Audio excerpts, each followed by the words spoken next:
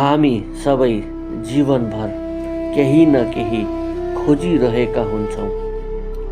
खुसी, सफलता, प्रेम, शान्ति। तर सत्य के हो भने हामीले खोजेको सबै कुरा पहिलादेखि नै हाम्रो भित्र छ। आध्यात्मिकताको उद्देश्य धर्म परिवर्तन गर्नु होइन, भाग्नु होइन, सन्यासी बन्नु पनि होइन। यसको उद्देश्य हो आफ्नो वास्तविक स्वरूप चिन्ने।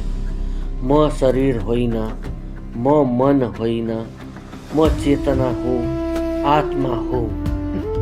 जब यो ज्ञान जाग्छ, डर हराउँछ, तनाव मेटिन्छ, जीवन हलुका बन्छ।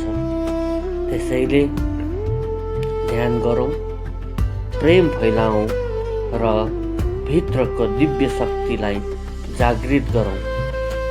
किनकि आध्यात्मिकता नै साँचो स्वतन्त्रता हो। यो थियो द शक्तिपात सो, जागरण, प्रचार, रूपान्तरण। यदि यो सन्देशले तपाईलाई छोयो भने लाइक, सेयर र सब्सक्राइब गर्न नबिर्सनुहोस्।